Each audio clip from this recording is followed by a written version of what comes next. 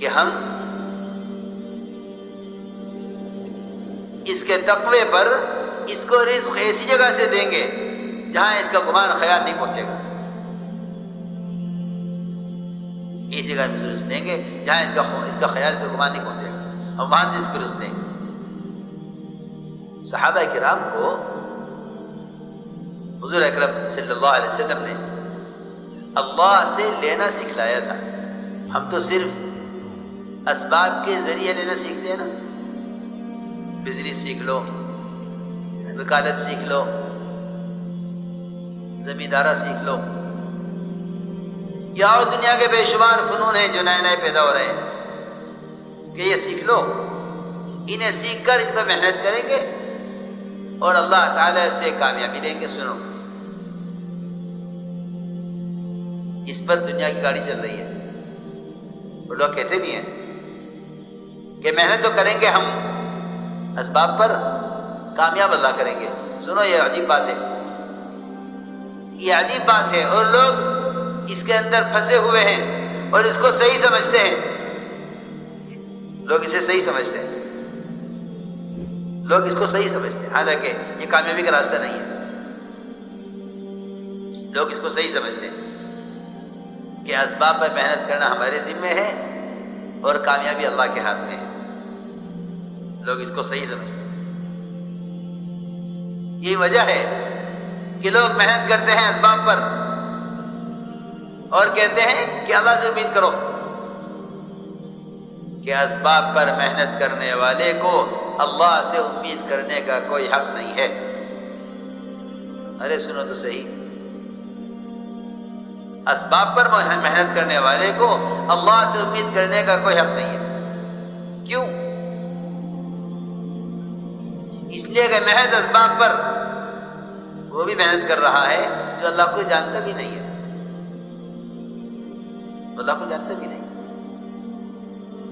محض اسباب پر وہ محنت کر رہا ہے جو اللہ کو جانتا بھی نہیں ہے، وہ بھی یہ کہتا ہے کہ محنت تو کریں گے ہم اسباب پر، کامیابی اوپر والے کے ہاتھ میں ہے۔ آپ دیکھ لیجیے، ضماد مشرک جب حضور اکرم صلی اللہ علیہ وسلم کے بارے میں سنا کہ آپ ایک اللہ کی طرف دعوت دیتے ہیں، ایک اللہ کی طرف بلاتے ہیں، تو ضماد کہنے لگا کہ اس آدمی پر کوئی اوپرا اثر ہے جو کہتا ہے معبود ایک ہی ہے، اس پر کوئی اوپرا اثر ہے، میں ان کا علاج کرتا ہوں۔ حضور اکرم صلی اللہ علیہ وسلم کا علاج کرنے کے لیے کئی مشرک آئے، سنو غور سے، لیکن آپ دیکھیں گے روایتوں میں کہ حضور اکرم صلی اللہ علیہ وسلم کا ہر ایک کے ساتھ معاملہ اللہ آپ نے اس طرح اپنے آپ کو پیش کر دیا،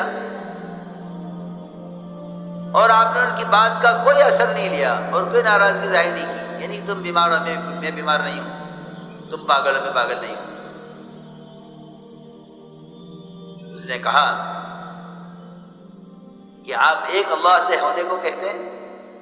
کہ ہاں، میں ایک اللہ سے ہونے کو کہتا ہوں، باقی کسی شکل سے نہیں ہوتا سوائے اللہ کے۔ ضماد نے کہا کہ میں آپ کا علاج کروں گا، کوشش کروں گا آپ کے علاج کی، لیکن شفا اور کامیابی اور صحت وہ صرف اللہ کے ہاتھ میں ہے۔ کون کہہ رہا ہے؟ مشرک کہہ رہا ہے، میں آپ کا علاج کروں گا، آپ ٹھیک ہو جائیں گے، مگر شفا اللہ کے ہاتھ میں ہے، وہ چاہے گا تو آپ کو شفا ہوگا، میں کوشش کروں گا۔ میں سوچتا ہوں کہ اس زمانے کا مشرک جب شرک ہی شرک تھا، ایمان نہیں تھا، وہ کہہ رہا ہے کہ میں ظاہری کوشش کروں گا علاج کی، شفا اللہ کے قبضے میں ہے۔ آج مسلمان یہ کہے کہ بھئی ہم تو دعا کرتے ہیں، باقی شفا اللہ کے قبضے میں ہے، ہم تو زمیندارہ کرتے ہیں، غلہ تو اللہ کے قبضے میں ہے، ہم تو تجارت کرتے ہیں، نفع تو اللہ کے ہاتھ میں ہے. ہم تو ملازمت کرتے ہیں اور تنخواہ تو اللہ کے ہاتھ میں ہے. جی ہاں، سنو غور سے بات. اس رخ پر جو چل رہے ہیں وہ کامیابی کے راستے پر نہیں.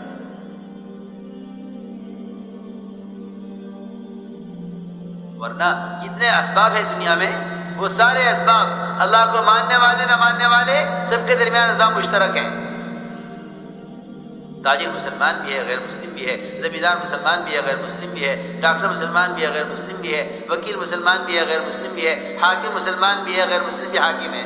دیکھو دنیا میں کوئی سبب ایسا نہیں ملے گا دنیا کے اسباب میں سے، حکومت سے لے کر ایک جوتا گانٹھنے والے تک،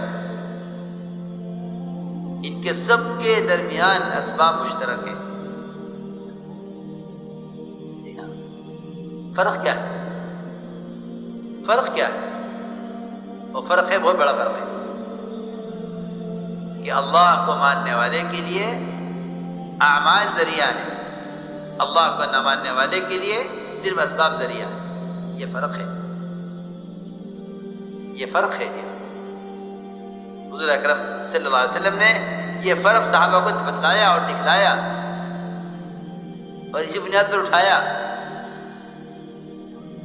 کہ تمہارے غیروں کے اسباب میں فرق یہ ہے کہ تمہارے نزدیک حکم سبب ہے اور یہ سارے احکام اسباب میں ایسے پھرے ہوئے ہیں جیسا تسبیح کے دانوں میں ہر دانے سے ڈورا گزرتا ہے. آپ دیکھ لیجیے، اگر 1000 دانے کی تسبیح ہے، 10,000 دانے کی تسبیح ہے، 100 دانوں کی تسبیح ہے تو لازم ہے کہ ہر دانے کے درمیان سے ڈورا گزر رہا ہے. ایسا ہو ہی نہیں سکتا کہ یہ تسبیح یہ دانہ اس سے جڑا ہوا ہے، اس میں ڈورا نہ گزر رہا ہو. ایسا نہیں ہو سکتا. جس طرح تسبیح کے ہر دانے سے تاگا گزر رہا ہے، اس طرح سارے اسباب میں احکام پھرے ہوئے ہیں. سارے اسباب میں احکام پھرے ہوئے. وہ احکام اصل ہیں، اسباب اصل نہیں ہے. احکام اصل، اسباب اصل نہیں، احکام اصل ہیں.